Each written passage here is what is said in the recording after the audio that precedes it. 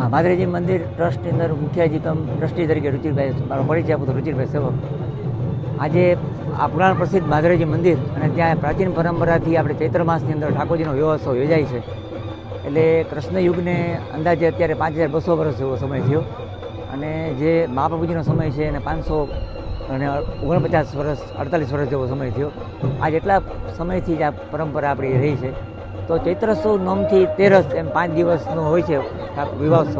તો ચૈત્રોત્સવ નોમ, દસમ, 11 ઠાકોરજીને અહીંયાથી નિજ મંદિરથી આપણે બ્રહ્મકુંડ સુધી ઠાકોરજીને વળાગીએ. એટલે આમ આપણે કાઠિયાવાડી ભાષામાં એને ખુલ્લેકું કહેવાય.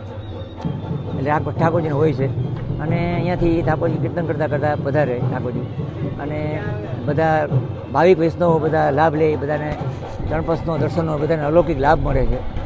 પછી ચૈત્ર સુદ 12 જે છે એમાં ઠાકોરજીને લગ્નોત્સવ આપણે જો પવિત્ર દિવસ ઠાકોરજીનો, તો સવારના સામૈયું આવે ભગવાનને, ત્યાંથી કન્યા પક્ષવાળા એ લોકો સામૈયું લઈને આવે અને આજે વર્ષોથી કળછા લોકો મામેરું છે એ લોકો કળશથી આવે છે મામેરું લઈને.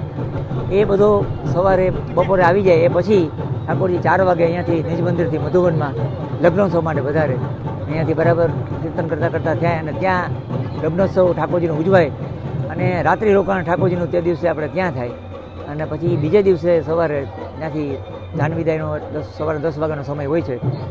એટલે ત્યાંથી પાછા 10 વાગે પ્રસ્થાન થાય અને અહીંયા પહોંચતા લગભગ અંદાજિત 3 થી 4નો સમય થાય. એટલે બધા કીર્તનો થાય, દાંડિયા રમે અને ગુલાલનો પરંપરા છે એટલે ઉડે છે.